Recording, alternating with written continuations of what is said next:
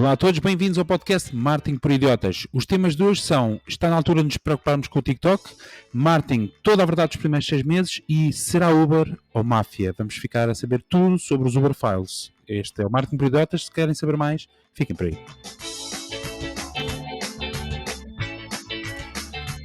Olá a todos, sejam então muito bem-vindos ao vosso podcast favorito, Marketing por Idiotas.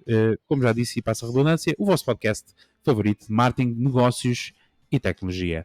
Olá Diogo. Olá. Olá Miguel. Alô. E o Fred, hoje que está nas Ilhas Caimão, com um delay considerável, eventualmente acima das 48 horas, vai participar connosco via diferida. Queridos amigos e amigas do podcast, realmente neste episódio a minha intervenção será reduzida, em diferido, porque fui pai de uma menina chamada Alice faz uns 10 dias. Bom, e nesta nova ilha de fraldas, de choros e gestão do sono, ainda estamos a tentar perceber cá por casa o sistema operativo mais adequado, a versão de browser que melhor se ajusta a ela e a nós, para navegar nos novos destinos da vida. Mas vamos lá. Muito bem, vamos já aos temas da semana, mas antes disso, só relembrar muito rapidamente, temos o shout-out do Twitter, onde vamos anunciar os novos subscritores da nossa conta de Twitter, o Marketing Idiota, onde podem também interagir connosco. O Diogo terá todo o gosto em ler as vossas mensagens. Temos um Momentas Rapidinhas, que ao contrário do que podem parecer, ou que possa parecer, são as notícias mais importantes da semana em formato rápido e a poderosíssima e sempre útil ferramenta da semana. Muito bem, Miguel, vamos começar por ti. Tu querias aqui um título mais pomposo, de Marketing Toda a Verdade, e eu tive de acalmar um bocado e disse Marketing Toda a Verdade nos primeiros 6 meses. O que é que nos trazes? Eu trago aqui algumas estatísticas de um site que gosto imenso de ver, que é o Marketing Dive. Eles juntaram basicamente diferentes fontes e fizeram aqui algumas estatísticas gerais do primeiro semestre de 2022 do nível de marketing, ok? Então pronto, eles dizem que 60% dos CMOs dizem que os orçamentos de marketing aumentaram no primeiro semestre e que neste momento o orçamento de marketing representa cerca de 9,5% do total da receita gerada por uma empresa, em média, ok? O que é que vocês acham disto? Acham que cá em Portugal nós temos este tipo de percentagem sobre o budget de marketing? 5% foi o que tu disseste? Não, 9,5%. O ano passado, nesta altura do ano, estava a 6,4%. Portanto, só para contextualizar, houve um aumento grande da alocação de orçamento de marketing face às vendas totais, exatamente. Exatamente. Isto é a realidade portuguesa? Será que é assim em Portugal? Depende do setor, mas acho que sim, transversalmente acho que sim. Os budgets aumentaram. Com a recuperação económica, ou a tentativa de recuperação económica, acho que houve um esforço grande da parte das empresas em alocar alguns recursos ao marketing. Mas 10%, portanto, Ricardo? 9,5% para ser mais preciso, para não estás aí a encher 10%. Exato. Não, acho que 10% no caso português, se calhar não será a média transversal da maior parte das empresas. Mas como eu disse, também depende do setor. Mas acho que, regra geral, nas empresas, pequenas e médias empresas ou até grandes empresas, houve um esforço de alocar mais recursos a marketing e comunicação, na tentativa de, obviamente, recuperar. Será que isto veio por causa de tentarem fazer mais esforço ou por se tornar um bocadinho mais fácil investir em digital? Será que estamos a democratizar esta ideia de investimento em digital ou as marcas passaram a acreditar? Diria que os dois, não é? Os dois. E para não falar ainda agora, se não estou em erro, uma empresa que se chama Mountain, nos Estados Unidos, onde vocês conseguem adicionar e fazer os vossos anúncios de TV através dessa plataforma, anunciar em vários canais de televisão já, tudo dentro de uma plataforma. O anúncio é aprovado dentro dessa plataforma e entra diretamente em TV, tudo por uma plataforma online, coisa que nunca acontecia, não é? Pelo menos antigamente. Isso é top. Não é? Isso é uma total democratização desse canal de comunicação, não é? Que sempre foi bastante burocrático e moroso, não é uma coisa propriamente fácil de executar, anúncios para televisão. Epá, se isso for assim como estás a dizer... E pode ser uma forma de salvar os investimentos também, não é? Trazer novos anunciantes. Sim, claro, a barreira que existe hoje em dia à entrada na televisão, não é? Para já estamos a falar de valores altos, também não sei qual é o valor dessa plataforma, mas imaginemos que são valores mais ou menos comedidos, ou tu até podes escolher um pacote de horários assim mais meio... E vais para o cabo. Diz? Vais para o cabo, não tens o prime time dos canais principais, não é? Sim, não, até podes lá ter tudo, mas é uma forma de democratizar, não é? De permitir um acesso mais fácil a este canal, que hoje em dia o que é que tens de fazer? Tens de contactar A agência de meios. a agência de meios, contratar o espaço, e depois tens de produzir o vídeo, e depois aquilo tem que ser aprovado, e tem um processo algo moroso. Se esta plataforma simplifica isso, por acaso acho interessante. Já podemos ir vender frangos para a televisão. Yeah, pá, Bem, mas isto para responder à questão do Miguel, esta relativamente ao porquê de... Porque é que achávamos que tinha aumentado? sim, eu acho que é um pouco dos dois, não é? Na verdade, ou seja, esta maior democratização destas plataformas, do digital principalmente, que deixa facilmente qualquer 98%, não é? Que faz, que são as PMEs em Portugal, se não estou em erro, 98 ou 99, é algo assim, um número enorme, mas que realmente dá acesso a todas estas empresas de facilmente conseguirem anunciar, e toda a gente sabe que pelo menos em anúncio, não é? Isso é budget marketing. Nem sequer estamos a falar de estratégia, do que é que isso, de quanto é que está alocada a estratégia ou desenvolvimentos em departamento de marketing, porque isso é outro, esse budget que também deveria ser alocado a marketing, aí eu acho que não deve ter subido tanto, mas em termos de anúncio, sim, parece-me que poderá ser aí uma das razões. Muito bem. Agora esta é a polémica relativamente aos novos consumidores. 60% dos consumidores acreditam que as marcas deviam reconsiderar fazer negócios com a Rússia. Ricardo. Pá, não daí que os pis. Opá, eu gosto sempre, isto a fonte é Gartner, não é? E Sim. qual é a audiência? Não vou ser entrevistado 3 pessoas, 60% pode parecer um número muito alto.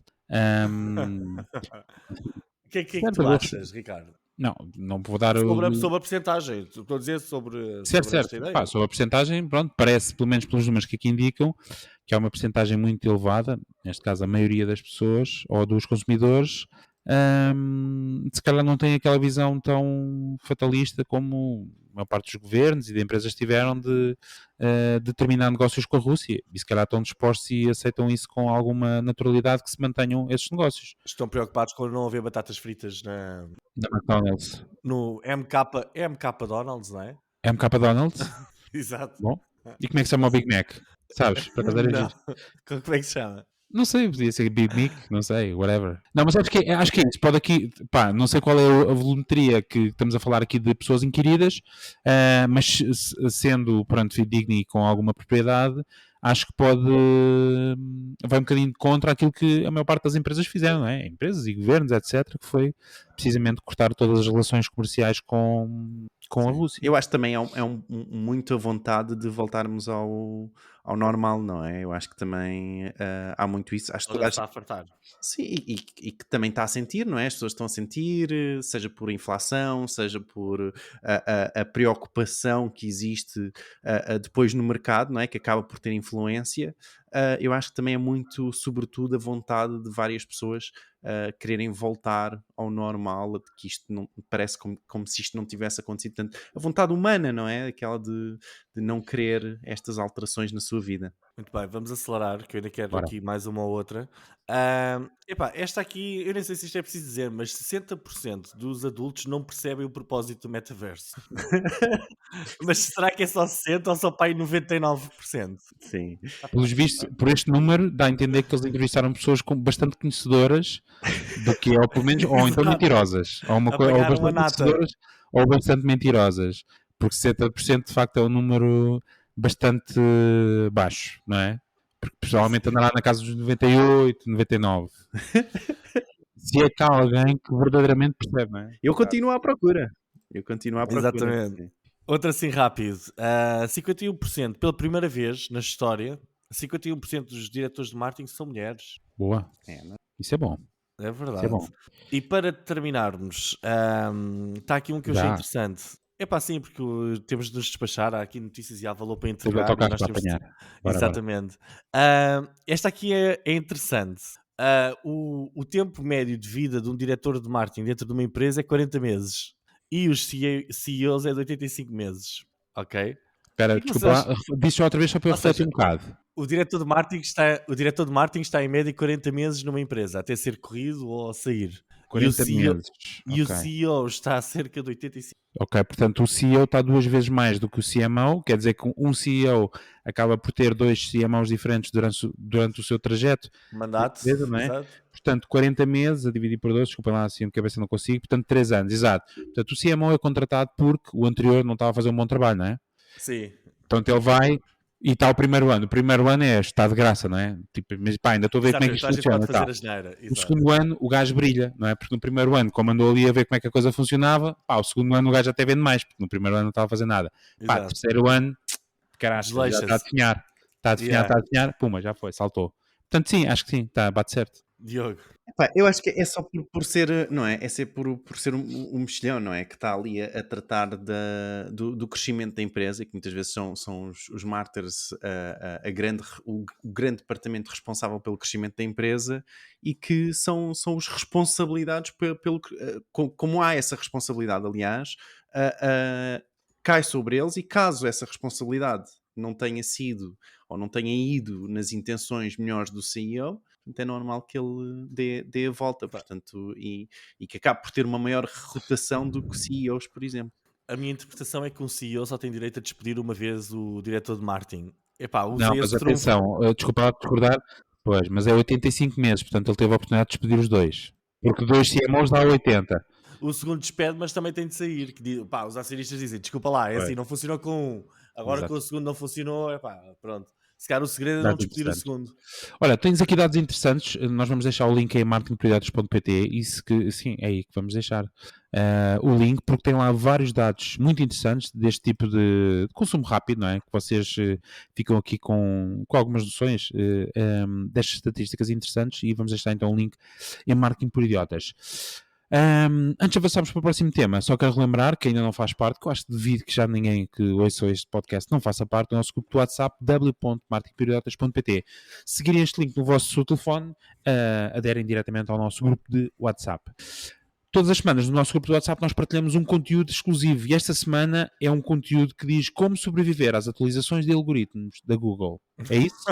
Isso é interessante. Isso Exatamente, preciso. é isso mesmo. É um manual de sobrevivência. É um ok? manual de sobrevivência, sim. Com bullet points que vocês podem seguir, não é? Exatamente. Com o Para vocês Bear prepararem vossos- Grylls, hein? Oi? Com o Bear Grylls. Aquele senhor que vive não sei onde, na Discovery Channel. Sim, Esse gajo é na antigo, não é? Antártida durante 3 meses só em cuecas e com um palito. Sim, sim, já vi essa série. Tem tudo. Ok. Que eu só Muito gosto de bem. ver os desenhos. És para os beats, exato. Diogo, vens falar do TikTok e tens aí uns recados para nos mandar a nós e a todos em geral que duvidam. As bocas. Sim, ele escreve nos guiões, nós temos um guião, para quem não sabe, e nós seguimos esse guião, mas o Diogo faz questão de escrever as bocas e as indiretas que vai mandando no podcast. Portanto, a gente pode ler antecipadamente. Mas força, Diogo. Agora já não vai ter tanta piada, se calhar, não é? Não, eu não disse o que era. Força. Então, esta semana trago-vos um artigo sobre o TikTok e recordo-vos que, olha a boca, antes de mencionar o artigo, fui aqui neste podcast difamado pelos 2 participantes que aqui estão hoje, ok? Quando disse que o TikTok não eram só crianças. Não sei se recordam disso. E tu estavas a dizer que o TikTok eram só crianças. Eu recordo-me perfeitamente, Ricardo, ajuda-me. Nós dissemos, não, atenção, que isto não é só para crianças. Epá, isto está tudo gravado, vão ouvir. Sim, vão sim, ouvir sim. os episódios. Eu continuo com a minha teoria, está bem? Boa tentativa, Miguel. Então, bora lá. Esta semana no Economist, um artigo falava um pouco sobre a questão da privacidade e das preocupações nos Estados Unidos, pelo governo, ok? Não pelos utilizadores, aí é uma coisa diferente, mas sobre a dominância do TikTok, não é? De destacar que, segundo o artigo, a aplicação com o seu super algoritmo de recomendação, baseado em inteligência artificial, conseguiu angariar 1.000 milhões de utilizadores no mundo em metade do tempo que o Facebook levou para fazer o mesmo, ok? Mais que, em média, os americanos passam mais tempo no TikTok do que no Instagram, 50% mais, ok? E que o lucro do TikTok este ano deverá chegar aos 12 mil milhões de dólares e em 2024 deverá chegar ao patamar do YouTube, que se não estou em erro é o dobro, são 24 mil milhões de dólares, ok? Mas confiram depois na notícia que não tem este dado específico aqui. Enfim, portanto, claramente estamos a falar aqui de um monstro de uma rede social, mesmo que seja só para crianças, segundo alguns de vocês. Enfim, o artigo fala então desta preocupação sobre a informação que é recolhida pela plataforma, como a localização, a utilização que o utilizador dá à plataforma, o reconhecimento facial e de voz, etc.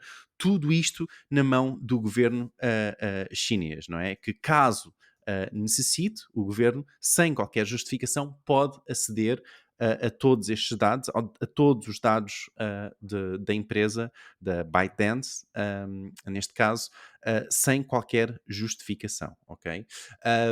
Mas fala também sobre a questão do governo chinês, e esta sendo uma das maiores preocupações, conseguir, na verdade, manipular, se assim o desejar, aquilo que a audiência visualiza, ok?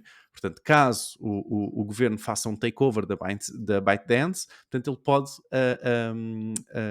jogar e mexer naquilo que é consumido pelos utilizadores, algo que, atenção, o governo chinês já fez dentro do próprio governo, dentro do próprio país, ok? Portanto, isto já aconteceu no passado com outras aplicações, até da própria ByteDance, ok? Portanto, um pouco preocupante. Mas não pensem que isto é coisa leve, porque 25% dos americanos admitem até que o TikTok é para eles uma fonte de notícias, mas há ainda países, para lá dos Estados Unidos, onde essa percentagem chega aos 50% dos utilizadores que admitem que o TikTok é uma fonte de notícias para eles, ok? De referir também que na semana passada o TikTok lançou um shopping feed no Reino Unido e mais alguns países na Ásia, ou seja, em breve a ByteDance terá também acesso aos nossos métodos de pagamento e às nossas contas bancárias, possivelmente, ok? E para adicionar aqui a cereja no topo do bolo, tal como foi partilhado no nosso grupo do WhatsApp, o qual o Ricardo já mencionou, já sabem, w.martinporidiotas.pt, a Paula partilhou a semana passada, então, que um vídeo exatamente que fala um pouco sobre como o TikTok poderá estar a substituir o Google e como as pessoas podem pesquisar, fazer as suas pesquisas diretamente no TikTok e como isso vai levar a resultados tão bons ou muito semelhantes à da Google. E a minha questão para vocês e para o Fred, que em indeferido terá a sua oportunidade, é um pouco se ainda veem esta rede social como uma rede para crianças, e já percebi que o Miguel tentou mudar pelo menos o seu texto, ainda há pouco. Diogo. Ou, deixa-me terminar, Miguel, já tens a oportunidade. Ou se já mudaram esse pensamento. E aqui a pergunta real, que é o que é que vocês pensam desta preocupação e se esta preocupação realmente poderá vir a passar, não só estar no top of mind do governo norte-americano, como também essa preocupação poderá passar para os utilizadores e os utilizadores então darem assim um freio na utilização, não é? Pararem um pouco com a sua utilização de TikTok, não é? Esta utilização de TikTok recorda também um dado interessante que o utilizador médio passa pelo menos mais de uma hora no TikTok, ok? Em média. Mais que uma hora. Sim. Deve ser para umas 7 ou 8 horas ou mais já. É assim, eu acho que estas conversas é o pessoal todo armado em virgens ofendidas. Mesmo. Está tudo armado em virgens ofendidas e o governo dos Estados Unidos e tal. O verdadeiro problema é que o governo dos Estados Unidos acha que a cultura chinesa é como a cultura ocidental, que só pensa em dominação mundial e controlo, etc. Até no outro dia vi um documentário interessante no Netflix sobre isso, que era o War on China. E mostrava alguns chineses, empresários chineses e tal, que dizem que a cultura chinesa é completamente diferente. Eles há milhares de anos construíram uma muralha para manter o pessoal fora. Não foi para servir como base de invasão mundial. São culturas diferentes, ok? Em relação à privacidade, eu já não consigo ouvir falar mais de privacidade. Porque eu, como sempre digo, a privacidade é uma grande tanga. Nada é privado. Nada nunca vai ser privado. E eu acho que, uma rede social há de sempre controlar a utilização dessa rede social. Da mesma forma, qualquer empresa quer controlar ou quer tentar perceber melhor a utilização dos seus produtos. Ainda há uns tempos atrás estávamos a falar sobre aquela ideia das empresas estarem a cortar os intermediários para conseguir perceber um bocadinho melhor a sua cadeia de valor e como é que como é que os consumidores utilizam os seus produtos para conseguirem fazer melhores produtos ainda, não é? Pá, o mesmo se passa com as redes sociais. Relativamente, epá, tu colocaste aí imensas coisas, mas relativamente ao tempo que se passa no TikTok e nas outras redes sociais, eu acredito que isto é um tempo que tem um valor vazio. Muitas vezes nós estamos a olhar, epá, mas nem estamos a consumir o que estamos a ver, nós estamos simplesmente a fazer swipes, a olhar, a ver conteúdos, mas nem os estamos mesmo inteiramente a consumir, ok? Mas pronto, voltando aqui à ideia da privacidade, esta conspiração global, eu acho que o único problema aqui é ser o governo chinês, porque se isto fosse o alemão ou um governo qualquer europeu, epá, se calhar não estávamos com estas palhaçadas todas, ok? Isto para os Estados Unidos há de haver sempre esta luta de dominação, por isso é que eles têm as bases todas ao lado da China e não é a China que tem bases todas ao lado dos Estados Unidos, não é? É uma forma diferente. Agora, isto de o TikTok poder manipular ou não as opiniões públicas, epá, o Facebook já o faz e todas as redes sociais já o fazem quando têm algoritmos que privilegiam certos tipos de conteúdos ou não, ok? Os governos também já o fazem através das notícias que chegam aos telejornais e das narrativas que são criadas em relação aos assuntos, ok? Os chineses não são os maus das fitas. Relativamente a essa coisa do TikTok é fonte de notícias, epá, isso é uma palhaçada autêntica. Eu lembro que há 10 anos atrás disse exatamente a mesma coisa sobre o Facebook. Facebook é agora o pessoal vê as notícias no Facebook e tal. Epá, é o que é. Nós consumimos esses meios digitais e há de ser sempre assim. Eu pessoalmente não consigo perceber qual é que é o problema de serem chineses e eu até quero começar a aprender mandarim, que é para já para me começar a preparar aqui para o futuro. Mas tu achas então que os utilizadores não se vão preocupar com esta questão de Olha, privacidade ou não? Diogo, Vão o continuar a pessoal, usar o TikTok como... eu acho que vão continuar e não querem saber, porque toda a gente fala da privacidade, mas em última análise ninguém quer largar as redes sociais. E se é esta rede social que está a bombar, epá, não é por escândalos que vão deixar de utilizar, não é? Eu acho que, e continuo a achar, a maior parte do pessoal na realidade está-se mesmo a marimbar para a privacidade. Só quando lhes perguntam, olha, tu preocupas com a tua privacidade? Epá, e a pessoa diz, epá, claro que sim. Mas no resto dos 99% do seu tempo, em que não é questionado sobre essa questão da privacidade, epá, uma pessoa acho que nem pensa nisso. Mas, epá, minha opinião, não popular. Ricardo, Não, obrigado Diogo por trazer este tema. Apesar disto ser um podcast para adultos, eu gosto sempre de quando traz estes temas tipo do Panda e do Cartoon Network e não sei Até o porque quê. tens miúdos, né? Sim, portanto eu agradeço esta... Bom, o TikTok trouxe muitos desafios às redes sociais instaladas, Facebook, Instagrams, YouTubes, tanto que tem-se percebido as mudanças que essas redes sociais têm acomodado de forma a combater, portanto, a explosão, né, meteórica que teve o TikTok, muito por força do seu algoritmo e da forma como consegue promover conteúdos altamente relevantes para o utilizador que o está a ver. Só que eu continuo a achar que é tudo muito efêmero, muito... Não está, quer dizer, está a mudar o jogo, porque tem as dancinhas e tal, e é tendência, mas não vejo sinceramente a ser realmente transformador e vejo aquilo como uma forma de consumir conteúdo de entretenimento rápido e, como o Miguel estava a dizer, ao qual nós às tantas já nem estamos ali, estamos de forma quase, como é que se diz, amorfa, não é amorfa, é anestesiada a ver aqueles conteúdos. Acho que toda esta forma de consumir conteúdo vai eventualmente começar a ser questionada pela multidão e vai eventualmente mudar. achas que, por exemplo, então, anunciar em TikTok, achas que não teria então Já é diferente. tanto Acho que... impacto? É isso? Porque o pessoal está ali mais... Obrigado, Diogo. Eu no outro dia partilhei convosco, acho que não partilhei no grupo de... Mas até é interessante gerar esta discussão no grupo de WhatsApp, que é o quê? Eu não tenho conta TikTok, mas acedo ao TikTok através daquela coisa que dá para fazer, sem ter conta, acedes lá. E apanho N vezes conteúdos com marcas simuladas. E para mim aquilo é um anúncio. Por exemplo, pessoas a fazer coisas completamente inusitadas, vídeos que parecem totalmente amadores, de um gajo a cair ou a fazer qualquer coisa, mas no fundo está lá uma marca. Ou está lá um carro, ou está lá no outro dia era uma serra elétrica da Steel. O que é que eram? Eram dois homens que estavam no armazém do armazém grande, não é?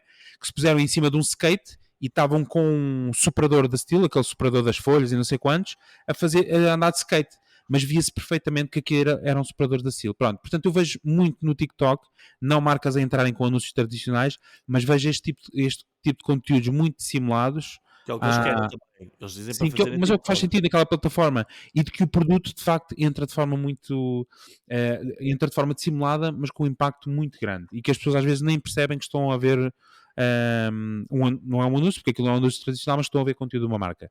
Portanto, em termos de anunciar diretamente, se eu estivesse numa posição em que tivesse decidido sobre o budget para TikTok e como é que iríamos entrar, eu tentaria entrar de uma forma dessa forma, tentar ser mais orgânico e investir dessa forma. Mas investir na plataforma, sim. A resposta é sim.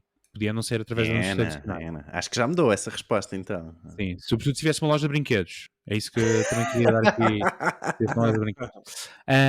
Não, claro, como é óbvio, não, o que eu suspeito sempre é dessas estatísticas, porque obviamente, como sabemos, para quem é pai sobretudo, as crianças utilizam os telefones dos pais, portanto aquelas idades que lá estão são altamente marteladas, lá no Facebook, no Instagram, no YouTube, etc, etc. Bom, respondendo a outras questões de privacidade, nós todos conhecemos pelos anos de experiência, muitos de nós já temos alguma idade, mais perto da reforma do que propriamente do início de carreira. Todos nós temos conhecimento de movimentos de multidão, não é? Chamado mentalidade de multidão, em que rapidamente rumores ou que seja notícias deste tipo, que digam respeito à privacidade ou à falta dela, possam levar as pessoas a mover-se para o tipo de plataforma que satisfaça as suas necessidades na mesma e que sejam, pelo menos no entender delas, mais suas.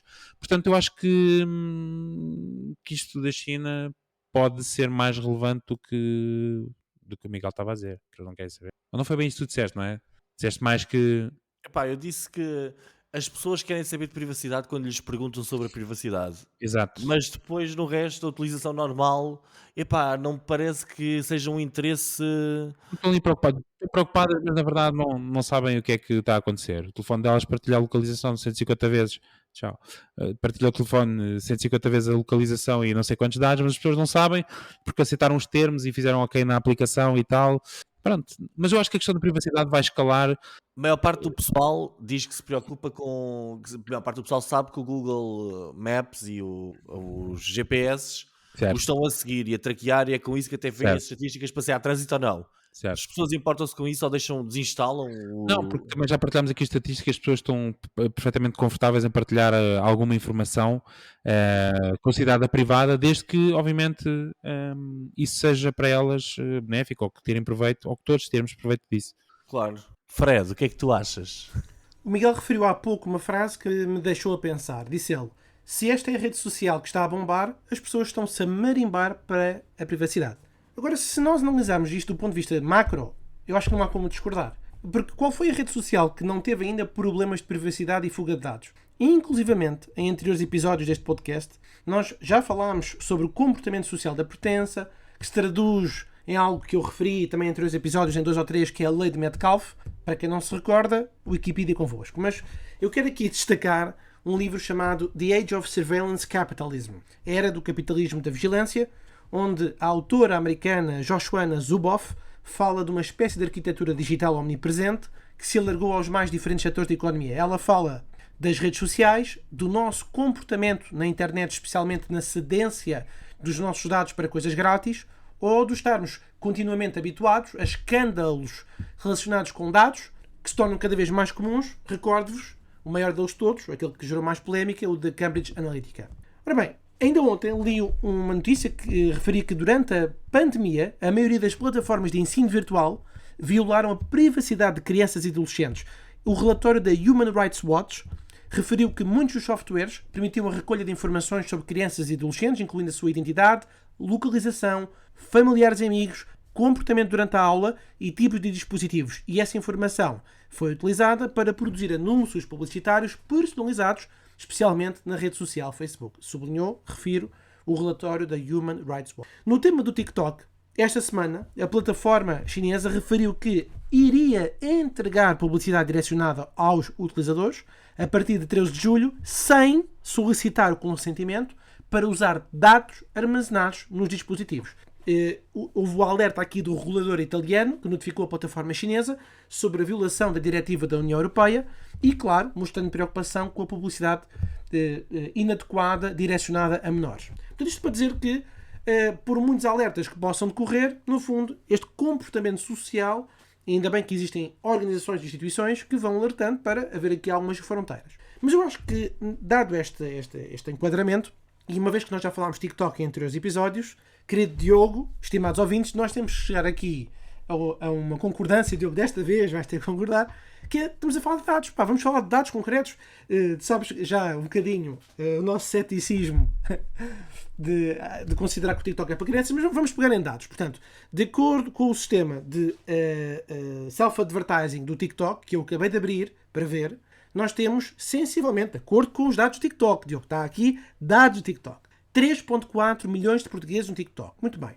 Então, o TikTok tem já dividido em diferentes categorias e diz o sistema de self-service que os anúncios podem chegar aos seguintes valores. Portanto, dos 13 aos 17 anos, a plataforma não dá dados, portanto, não diz se são muitos, são poucos. Dos 18 aos 24 anos, temos 1,4 milhões de portugueses.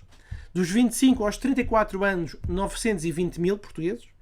Dos 35 aos 44 anos, 561 mil portugueses. Portanto, para os ouvintes perceberem, de forma resumida, quanto mais vamos crescendo, menos temos. Portanto, vou aqui destacar 18 aos 24 anos, que é a fatia maior, 1,4 milhões. E o TikTok tem aqui um patamar dos 13 aos 17 que não revela dados. Mas existe, coisa que não está presente, este bloqueio noutras redes sociais. Portanto, acredito que dos 13 aos 17 e dos 18 aos 24 seja aqui a grande fatia. Portanto, eu acho que nós temos que concordar aqui que o público jovem está maioritariamente no TikTok, não porque nós achamos com base subjetiva, porque metemos o dedo no ar para ver onde é que o vento sopra, mas porque os dados nos dão essa informação. Portanto, uma das perguntas que tu fizeste foi se ainda é para crianças. Bom, eu vou pegar então, se os dados podem não satisfazer alguns dos ouvintes porque são do self-service de anúncios do TikTok, vou pegar naquilo que o Google disse. Então, esta semana, o vice-presidente sénior da divisão de Knowledge and Information da Google disse ao meio noticioso TechCrunch o seguinte, que os grandes serviços da empresa, o Google Maps e o Search, têm como o TikTok e a Instagram maiores rivais. São eles os maiores rivais. Diz o executivo, continuamos a aprender com os novos utilizadores da internet, que eles não têm expectativas e a mentalidade a que estamos habituados, notificou esse executivo. Explicou que os internautas mais jovens não escrevem palavra-chave, mas esperam descobrir conteúdo de formas novas e imersivas. Citando novamente o executivo, nos nossos estudos, cerca de 40% dos mais jovens, quando procuram um lugar para comer, não vão ao Google Maps ou ao Search, vão ao TikTok ou ao Instagram. Bom, em resumo e para fechar, sabemos que existem diferenças geracionais na forma como os internautas navegam na internet, em função da idade, em função da geografia ou dos hábitos. Estas plataformas, sejam redes sociais ou plataformas que querem cativar a atenção dos utilizadores, vão sempre planear e evoluir os seus produtos para que continuem relevantes. Se isso vai contra a privacidade ou não, é algo que nós vamos continuar a comentar nos próximos episódios deste podcast. Obrigado, Fred. Obrigado. Epá, não tinha pensado nessa perspectiva, Fred. É interessante. Foi interessante. Não concordo nem discordo, mas é interessante. Muito bem. Obrigado, Fred. Obrigado a todos. Não sei se queres dar algum último toque. Não. Diogo, estava bem. Fechámos bem no TikTok. Vamos abrir essa discussão Acho que no foi TikTok. E a discussão era se as pessoas percebem esses conteúdos dissimulados de anúncios e o que é que elas acham precisamente sobre esta notícia que tu trouxeste. Muito bem, vamos avançar já para o próximo tema, que é do Ricardo. Ora boa. Mas antes de avançarmos, só relembrar-vos, por favor, avaliem-nos no Spotify, no Apple Podcasts ou Google Podcast, porque isso é importante para nós. Muito bem, trago uma notícia que para mim é uma bomba, porque eu vi na TVI. Pá, isso estava na TVI, praticamente toda a gente sabe. Foi o quê? Ao que parece, a Uber usou práticas ilícitas para expandir o negócio. Isto surgiu depois de uma investigação de um consórcio. Estes consórcios de jornalistas estão interessantes, Panama Papers e etc. Mas surgiu precisamente uma investigação do Consórcio Internacional de Jornalistas de Investigação que revelou que entre 2013 e 2017 a empresa, a Uber, recorreu a histórias, manipulações e lobbies financeiros e políticos para expandir o seu poder. A Uber, entretanto, já admitiu as falhas, mas diz que são coisas que fazem parte do passado e que já não as faz. Eu estava a ver se encontrava aqui o nome do lobbyist, portanto, foi uma pessoa que trabalhava dentro da Uber e que, entretanto, saiu, que disputou aqui esta investigação e que descobriu o quê? Portanto, a Uber utilizava uma coisa que nos Estados Unidos é mais corrente, que é o lobby político, que é legal, mas usou também na Europa de forma a influenciar governos e tomadas de decisões que beneficiavam a empresa. Só para terem ideia, além desta teia de lobbies que eles usavam, tinham contactos muito privilegiados. Só para terem ideia, um dos contactos mencionados no Uber Files é o presidente francês Emmanuel Macron, que na altura dos factos ele era ministro da Economia, e só para terem como exemplo, a Uber esteve para ser proibida numa das cidades, numa cidade francesa, acho que não tenho aqui o nome, e bastou um telefonema de um executivo da Uber, que este lobbyista diz que era fantástico a facilidade com que eles tinham de chegar a políticos altamente relevantes em todos os países da Europa e nos Estados Unidos. E esse executivo ligou ao Emmanuel Macron e disse-lhe o que é que estava a passar, e o Emmanuel Macron disse: meu puto, tranquilo, eu trato, relaxa. Pronto, e tratou mesmo porque não foi para a frente. O que é que a Uber também tinha e que estes Uber Files demonstram? Demonstram que desculpem, deixem-me só aqui, que eles tinham estratégias ilícitas de promoção de violência, aqui é que está, uma estratégia que explorava sobretudo aquelas histórias de violência contra motoristas da Uber. Toda a gente está recordada da situação de quando a Uber veio para Portugal, dos ataques dos taxistas no aeroporto e não só, os protestos contra a Uber, e isso, ao que parece agora, era uma estratégia propositada da parte da Uber para criar uma imagem, obviamente uma imagem mais saudável da Uber contra os taxistas, contra os governos e contra as leis que não permitiam que a Uber pudesse operar livremente como queria na Europa.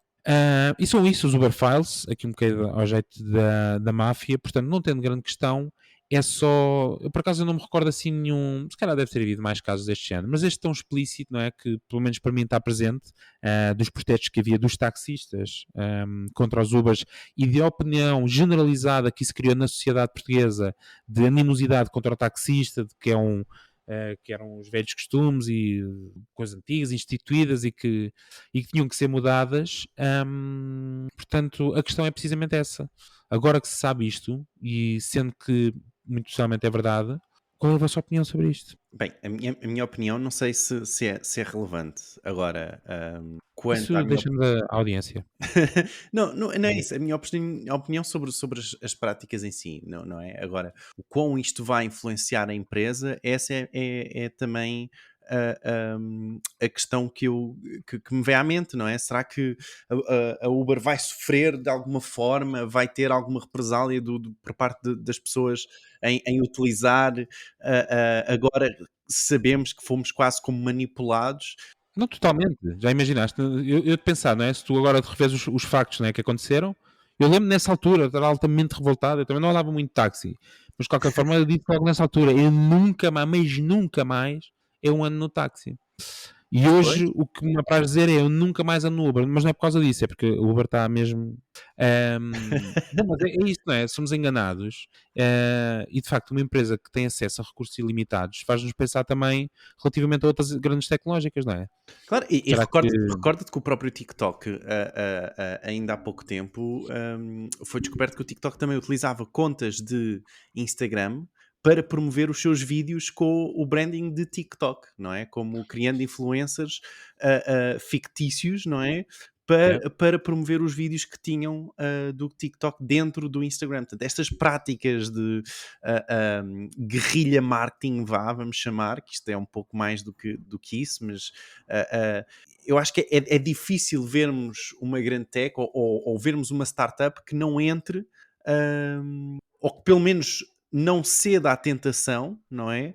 De utilizar práticas de guerrilha, tal como estas, para entrar no mercado e para crescer, porque a pressão é muito grande, não é? E eu sei que o Miguel agora, como um startupper ou um incubado, possivelmente também poderá estar a sentir essa pressão de como vamos crescer, como crescer, não é? E mais uma vez, isto vem juntar um É pouco verdade. com aquilo que estávamos a falar no início, não é? O papel do marketer e a responsabilização do marketer para crescer, para fazer crescer a empresa, não é? E o quão os marketers acabam não é? por ter uma maior rotação dentro da empresa. Mas sim, portanto. Já estou envolvido ali com o presidente da junta de freguesia aqui da Abóbeda Pá, já estou a fazer lobby para fazer crescer e para a empresa crescer milhões, não é? Olhem, é assim, quando eu em 2008 fui almoçar sozinho com o Philip Kotler, eu já disse isto algumas vezes, ele na altura falou-me da ideia do marketing de guerrilha e tal. Epá, e o marketing de guerrilha realmente foi uma das grandes tendências de marketing. Só que o pessoal pensava que o marketing de guerrilha era andar aí com bandeiras a distribuir flyers ou então a fazer aqueles joguinhos de ativação de marca onde se ganham cadernos e garrafas de água de alumínio e tal. Epá, a Uber veio mesmo mostrar o que é o verdadeiro marketing de guerrilha, que é meter todos à pancada, movimentar as opiniões pessoais, a partir carros, virar caixotes. Epá, isto sim é marketing de guerrilha a sério. Eu não concordo com este tipo de marketing porque, epá, primeiro porque foram destruídos carros e acho que isso é uma estupidez, e depois, epá, é uma forma de manipular a opinião pública que também acho que, de certo ponto de vista, genial, mas por outro ponto de vista, epá, é o lado negro do marketing, não é? Mas onde, não... onde é que a gente onde é que a gente delinha a linha? Ou seja, onde é que é a Epá, linha de passar de marketing de eu, guerrilha? eu pessoalmente, é a partir do momento em que há violência, destruição de privacidade, opa, ou se faz um grupo social ir contra o outro grupo social. E a realidade é que isso foi tão bem feito. Eu acho que eles exploraram a ideia de que a maior parte das pessoas no mundo, epá, já tinham alguma coisa contra os taxistas porque já estavam habituados a ser roubados quando vão a outro país. Têm a ideia que os taxistas roubam, etc. E havia um bocadinho essa ideia generalizada. E alguém no departamento de marketing deles percebeu isto é assim e nós vamos potenciar isto, este sentimento negativo que já existe em relação aos taxistas. Usar isso a nosso favor e aparecer aqui como os salvadores da pátria. Epá, que de certa forma, e não vale a pena estarmos aqui também a ser um bocado hipócritas, até foram, porque a Uber, quando apareceu, realmente o serviço da Uber era extremamente inovador do ponto de vista de custo, benefício, e realmente o produto é bom, porque senão não se tinha tornado a empresa que se tornou, não é? Relativamente aqui a esta questão dos lobbies, epá, eu acho que todas as grandes empresas, infelizmente, fazem lobby, e até acho que é natural que o façam, ok? Porque têm um certo poder para o poder fazer. Agora, a mim afeta muito mais pessoalmente a ideia de que os políticos, independentemente dos partidos de onde sejam, epá, sejam tão facilmente corrompidos, porque praticamente sempre que uma grande empresa vai fazer lobby, consegue exatamente aquilo que quer. A mim irrita-me é que os políticos sejam tão facilmente corrompidos, epá, e ninguém faça nada em relação a isso. Então o Macron, epá, é claramente corrompível, não é uma questão de lobby. Epá, o tipo, chegaram lá, trocaram-lhe a opinião relativamente àquele assunto e ele influenciou e tomou ali uma decisão. Ou parou. Epá, e não se faz nada em relação a isso, não é? Eu não consigo perceber como é que o lobby pode ser legal, por exemplo, na maior democracia do mundo, teoricamente, não é? Como é que o lobby está tão institucionalizado se o lobby é literalmente uma empresa Mas, ó Miguel, chegar... ou achas bem o lobby ou não achas bem o lobby? Não percebo. Ainda há pouco disseste que achavas bem o lobby, agora Não, estás a dizer Diogo, que já não. eu acho que é do direito de qualquer cidadão ou empresa tentar influenciar as coisas a seu favor, é natural. Agora, não é natural é que o ocupante do cargo público se deixe influenciar por isso. Não é? Tipo, então é a mesma coisa, tu queres construir uma casa, vais lá à Câmara, epá, e tu vais dizer, epá, não, olha, se calhar não me deviam aprovar a minha casa, aprovem todos os outros primeiro que estão à espera, e depois... Não, tu tentas fazer o papel por ti próprio, não é? Agora, a questão é que eles depois viram-se e dizem, pá, está bem, dá-me cá 50 mil euros e está aprovado amanhã, não é? E sim, sim. É assim, é assim. Tu vais ali Aí, a algumas câmaras do informação país bombástica. dominado, Não tenho aqui. Não, mas para a gente não se desviar. Mas obrigado. Mas para a gente não se desviar, estamos aqui a falar de lobbies. só para acabar isto. Certo, certo, Acho, certo. acho que é uma palhaçada e infelizmente os políticos, qualquer seja a sua família partidária, são corrompíveis e o lobby é uma forma de os corromper, e acho isso muito a mal. Relativamente a deixarem de utilizar Uber ou Uber Eats, epá, não me venham com tangas. É a mesma coisa que a Prozis. Enquanto a proposta de valor for sólida, as pessoas continuam a utilizar. Eu não sei se vocês já viram a série Super Pumped. Não. Está no HBO, e é sobre a história da Uber.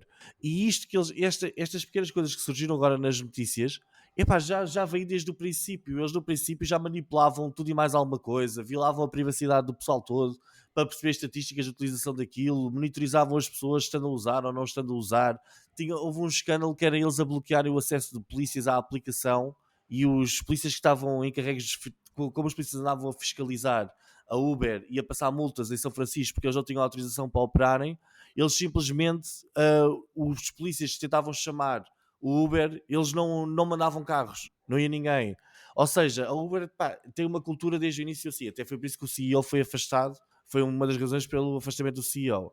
pá, não me venham com tangas agora, estas verdades já se sabem há algum tempo. Eu acho que as pessoas continuam a utilizar porque a proposta de valor é sólida, é uma boa proposta de valor. E os taxistas, quer queiram, quer não, também foram apanhados na curva, não é? Andavam com um monopólio altamente protegido, e deixaram-se ficar, não é? E apareceu um serviço melhor, mas pronto. Mais uma vez, a opinião não é popular. Mas... Fred, o que é que tu achas?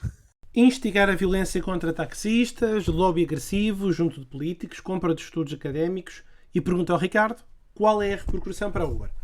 O nosso ouvinte e querido amigo Jorge Dias, que recomendou em tempos no nosso grupo do WhatsApp, o podcast Marketing por Idiotas, a série Super Pumped, The Battle for Uber, que revela algumas das formas ardilosas na construção e crescimento da empresa. Certamente será uma boa série. Houve uma análise nacional recente das reclamações nos operadores de TVDE e mais de 70% são dirigidos à Uber. A Bolt absorve-se 16% das reclamações, a Antral 8% e a Farinal 2%. É também a Uber que registra a maior subida de queixas face a 2021, ou seja, 46%. As principais queixas são essencialmente a má qualidade de serviço, sobretudo devido ao comportamento dos condutores. É a principal denúncia que foi apontada contra a operadora, que ainda não deu resolução a 63% dos problemas apresentados. Só queria dar aqui uma nota a um facto que o Miguel disse, aliás, há vários, mas o primeiro também é preciso ver o contexto, não é? Há uns anos que não havia qualquer legislação e o fator diferenciador da Uber era precisamente o fator da tecnologia e o atendimento. Eu recordo-me, por exemplo, nos inícios, dos primórdios, quando apareceu a Cabify, além de ter carros topo de gama, era inclusivamente a aplicação que eu utilizava mais e foi também patrocinador do Click Summit, tinha os funcionários que eram treinados para sair do carro e abrir a porta aos passageiros, que era altamente luxuoso. Recordo-me, por exemplo, que na Uber ofereciam águas e repousados. Depois tudo isto foi diminuindo e foi reduzindo, porque esses custos depois foram repercutidos para os condutores e eles deixaram de querer ter esses gastos. Bom, mas era só para dizer que a repercussão que a Uber vai ter será, acredito eu, do ponto de vista de imagem. Não acredito que isto passe ao lado, no limite, né? Se toda a gente não souber disto, embora já tenha passado nas televisões, eu acho que vai ter uma repercussão na imagem. A questão aqui é saber se há alternativa ou não. Se há alternativa ou não no preço ou no atendimento ao serviço. Bom, segundo ponto que eu acho que é relevante é não confundir lobby com corrupção. São duas coisas diferentes. Então, lobby é uma atividade de influência no qual um grupo organizado ou através de um intermediário procura interferir diretamente nas decisões do poder público, em especial do poder legislativo, em favor de causas ou objetivos. Mas isto não significa que um decisor público ou alguém do poder político esteja a receber dinheiro diretamente e empochar ao bolso. Muitas vezes, são coisas de influência. Basta que seja dada uma perspectiva diferente daquilo que ele tinha até então, que isso já é lobby só por si só. Só para nós percebermos o enquadramento. As grandes empresas de tecnologia, que nós dedicamos aqui muito tempo a falar no podcast, as grandes empresas como a Google, Facebook e Microsoft, são as empresas que gastam mais em lobby na União Europeia. São as 3 empresas que gastam mais na União Europeia. A Google, por exemplo, gasta muito na tentativa de influenciar os decisores e a moldar os regulamentos da União Europeia do que qualquer outra empresa ou organização. Não é? O almocinho, o jantar, etc. Não é? A entrega de estudos, a influência de pessoas para mudarem uma determinada opinião. Portanto, isso são formas, digamos assim, ardilosas de influência para que determinadas pessoas tenham uma outra perspectiva que não tinham até então. Mas eu acho, só para deixar, lobby não é a mesma coisa que corrupção. Terceiro e último ponto, que é o marketing guerrilha. Pronto, vocês já deram a vossa opinião em relação aqui a este tópico, mas eu queria só dizer que se calhar um enquadramento, porque às tantas estamos a falar de um jargão que nem toda a gente pode saber. Portanto, o marketing guerrilha, essencialmente, é uma estratégia de publicidade ou propaganda, que se resume a táticas de marketing que são incomuns ou que são atípicas. Uma das empresas precursoras deste tipo de marketing em Portugal foi a Torque, que agora tem uma nova designação que é a Torque CC. Eu vi várias palestras do André Rabané, que na altura preconizava a face mais visível da empresa, mas este marketing guerrilha normalmente é traduzido como, ou pelo menos é assim que é mais conhecido, na maioria das vezes por sendo ações de baixo custo e que produzem resultados máximos de muito impacto e muita visibilidade. Basicamente é uma estratégia de marketing em que se gasta pouco dinheiro e tem muito resultado. Hoje em dia esta frase também seria bem aplicada, seria quase copy-paste ao chamado grow marketing, não é? Uma estratégia de marketing em que se gasta pouco dinheiro e tem muito resultado. É o que toda a gente quer. Bom, o marketing guerrilha basicamente é marcado pela criatividade, é uma estratégia muito utilizada para convencer o público ou persuadir clientes a fazer algo que eles não tinham ainda pensado em fazer. Bom, e é isto. São estes os meus takes. Bom, fica a notícia, deixem o vosso comentário em www.marketingporidiotas.pt sobre este tema do lobby, da pressão e deste tipo de práticas e táticas de guerrilha, podemos chamar assim, das empresas, e se de facto todos os meios justificam os fins, ou todos os fins justificam os meios. É isso, acho que sim, baralhei-me um bocado, mas é essencialmente isso. Muito bem, vamos passar já de seguida para o próximo momento em que vamos enunciar em alto e bom som os novos seguidores da nossa conta de Twitter, Martin Idiota. Estamos só à espera que a audiência entre, que já entrou e vai começar neste momento a agradecer-vos. Esta semana temos a Bianca Campos, a Olivia Campos, se cá são irmãs, o Miguel Machado, o Diogo Bonina e, por último, os Passadiços do Paiva, 966562102. Isto também é marketing de guerrilha. Isto é marketing de guerrilha. Quer saber o truque? É só ir ao podcast, fazer follow na conta de Twitter e já sabe que tem a menção aqui todas as semanas. Bom, vamos sem mais demoras para o próximo momento, que decorre de forma rápida, em que o Diogo, em 1 minuto e neste momento 30 segundos, vai dizer as notícias mais importantes da semana em marketing no Portugal e no mundo. Deus meu. O Twitter lançou o seu Campaign Planner, mas apenas para grandes contas. O Google My Business, ou o Google Business Profile, aliás, lançou novas ações na sua plataforma, como um botão de reserva para conseguirmos incorporar esse botão nos nossos sites, ok? Podem ver tudo em marketingporidiotas.pt. O Yoast SEO Premium, o popular plugin do WordPress, tem agora acesso à ferramenta de Index Now, ou seja, qualquer artigo que vocês publiquem no vosso WordPress será automaticamente indexado para a Google, ok? Não precisam de esperar que a Google vá lá ao vosso site. Mas a Google vai pagar à Wikipedia pela utilização de imagens e descrições ao conteúdo da Wikipedia, ou do Wikimedia, ok, como se chama a empresa. A taxa de conversão e a bounce rate estão de volta ao Google Analytics 4, finalmente, é verdade. Após vários anos de lançamento, só agora é que a plataforma tem uma métrica como a taxa de conversão. Por último, o Google Ads adicionou templates de script para vocês adicionarem às vossas contas de Google Ads, que permite fazer algumas automatizações na vossa campanha. Portanto, são templates já criados pela própria Google que vocês podem usar. E é tudo para esta semana. Boa, mesmo a tempo. Foi quase. Foi boa. Algum comentário rápido? Alguma notícia? Muito rápido. Eu posso fazer um comentário aqui muito rápido a isto de Google Ads, etc. e da Google My Business. Eu como estou a utilizar agora aqui algumas APIs da Google, e para mim é uma novidade, principalmente a API do Google Ads, eu apercebi-me da dificuldade gigante que existe dentro do mundo Google. Tudo parece complicado ao nível 20 ou 30. Não sei se tiveste essa experiência com os scripts ou não, Diogo. Eu não estou propriamente na vertente dos scripts, estou mais na vertente mesmo o acesso programático à API. E acho tudo tão complicado, e depois está sempre tudo a ser descontinuado e aparecem coisas novas e depois desaparecem, e sempre que tu vais a uma documentação diz isto já, esta documentação já não existe, é substituída agora pelo Google não sei das quantas. Eu acho que é que eles atualizaram toda a API se não estou em erro, há 2 anos ou algo assim, atualizaram toda a API do Google Ads. Então, mesmo os scripts que ainda estão em funcionamento neste momento dentro do Google Ads, ainda utilizam a linguagem da API anterior, ok? E têm só aberto essa linguagem só por causa destes scripts que eles ainda tinham. Portanto, esta atualização até vai ser muito importante e vai exatamente mover com isso, ou mexer com isso que estás a falar. Ou seja, parece-me que existe ali uma desorganização total dentro da Google, o que faz com que depois também a ferramenta Google Analytics, não é?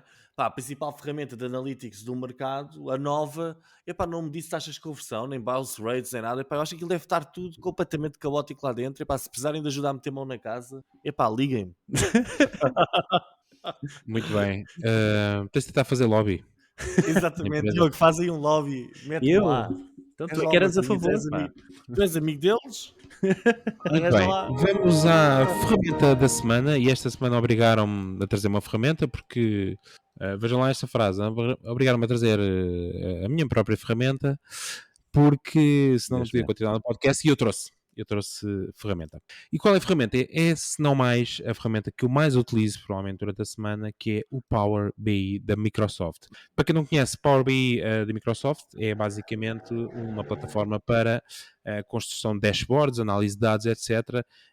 Uma espécie de Excel super vitaminado que permite que vocês liguem várias fontes de dados, pode ser um simples Excel ou pode ser ligações via API a uma data de serviço ou ligações de bases de dados SQL ou o que seja, combinar todos os dados e construir dashboards de forma totalmente fácil e intuitiva e conseguirem pressionar o vosso chefe. Portanto, tem uma versão gratuita que podem aceder através do Power BI.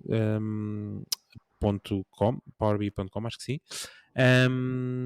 E é isso, é a minha dica eu trago ferramentas com powerbi.microsoft.com. Trago ferramentas de valor, de alto valor acrescentado e que vocês realmente vão usar. Bem, fica a dica, fica aqui o coisas. Muito bem, Isso é daquelas que se usa uma vez, faz assim uma cena muito complexa e mais vale o Excel só com 2 colunas, só ninguém percebe a apresentação. Não, mas é precisamente para essas pessoas. Confia. Olha que até com um simples Excel tu consegues fazer um brilharete em termos de dados espetacular. Muito bem, fica a ferramenta da semana. Bom, antes de irmos, algum comentário breve? Querem algum... Não? Estamos bem? Eu não tenho cor partidária. A nota do Miguel. Diogo, não sei se queres partilhar. Não quer Defender partilhar. a honra. Muito bem, então caríssimos amigos, obrigado mais uma vez por nos terem ouvido até aqui. Já sabem que este podcast é semanal, pode ser subscrito no Apple Podcast, Google Podcast ou Spotify. Avaliem-nos se ainda não o fizeram. E como sempre, voltamos então a ver na próxima semana com mais temas relevantes. Adiram também ao nosso WhatsApp em w.marketingporidiotas.pt e assim nos despedimos e voltamos a ver então para a semana. Até lá. Tchau. Tchau. Tchau. Tchau. Era o Fred a despedir-se. Não, para o Fred a despedir-se, ouve-se um bebê a chorar.